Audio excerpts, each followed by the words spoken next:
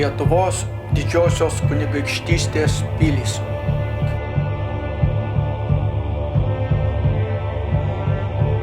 Terebovlė. Pirmasis paminėjimas yra būtųjų laikų pasakojama 1097 metais. Terebovlio pilies kalne stovėjo net 3 tvirtovės. Pirmoji istorinė miesto medinė pilis buvo pastatyta 9–10 amžiuje.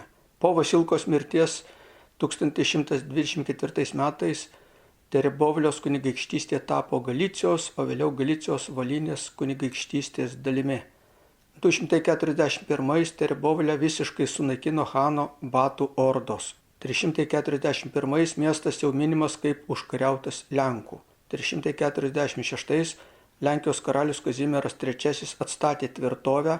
Apie šią naujesnę pilį mažai žinoma, tačiau jinai buvo pastatyta iš akmens ir turėjo iki 2 metrų storio sienas. Tų pilių neišliko. 15–16 amžiuje Terebovlios pilis sunyko dėl nuolatinių totorių puldinėjimų. Dabartinės pilies statyba.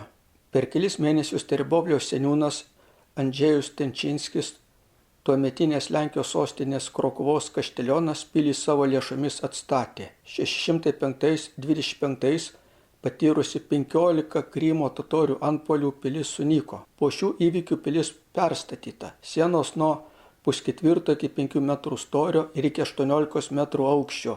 Įėjimas į pilį buvo įrengtas 3 metrų aukštyje virš žemės ir į jį buvo galima patekti tik naudojant specialią platformą. 648 pilį užėmė kazokai, tačiau po paliaubų ją okupavo Lenkai.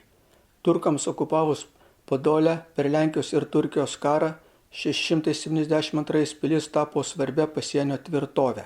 Seimo atsisakius ratifikuoti Buchočio taikos sutartį, karas atsinaujino ir 675 į Ukrainą įžengė nauja 10 000 karių turkų totorių armija, vadovaujama Pašos Ibrahimo Šišmano, kuris rugsėjo 20 dieną pradėjo Terebovlios apgultį. Nepaisant didelio skaitinio pranašumo, jiems nepavyko užimti pilies ir spalio 11 dieną dėl greitai prasidėjusios žiemos sezono jie atsitraukė į pietus. Tai išgelbėjo likusią Podolės ir Galicijos dalį nuo puolimų. 18–19 amžiuje pilis buvo palikta be priežiūros ir sunyko. Prie Terebovlios yra senas bazilijonų vienuolynas, oficialiuose dokumentuose vadinamas Terebovlianskis. Vietinė istorijos literatūra geriausiai žinomas kaip Pitchorianskis. Vienuolynas garsėjo Terebovlio Dievo motinos ikona. Pasak legendos, jis saugojo įtvirtinimus nuo turkų. Nuo 673 metų ikona saugoma Švento Jurgio katedroje Lvovo mieste.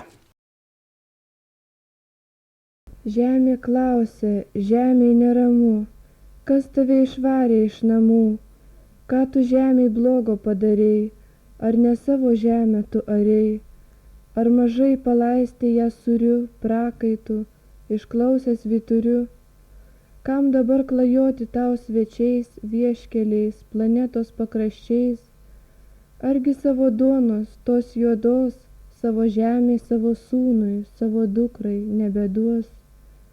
Tau nakčia sapnuojas nemunai, kur kaip paukštis laisvas gyvenai. Liūdna, liūdna tau tarp svetimų, girių, taigų ir šaltų namų. Liūdna, liūdna tau tarp dykumos, palmių, džiunglių, tyrų, be šeimos. Liūdna, liūdna tau tarp išdidžių mūrų, jie neturi juk širdžių.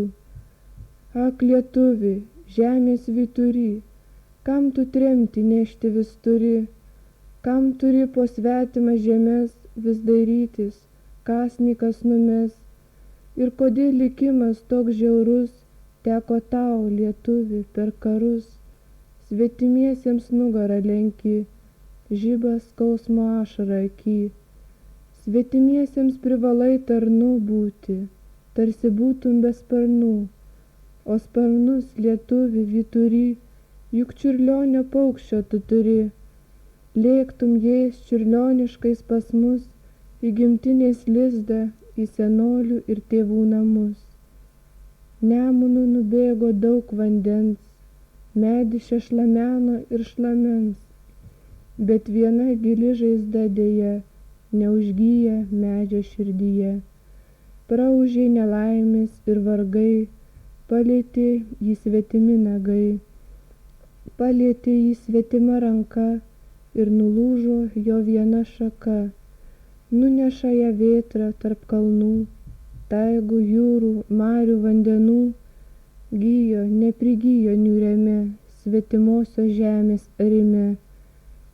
Ir prakeikė svečią žemę, kam laimės neužtenka net savam, svetimoji žemė nekalta, svetimam ji visada šalta, vysta nuo kamieno atplėšta, svetimiesiems nunešta našta.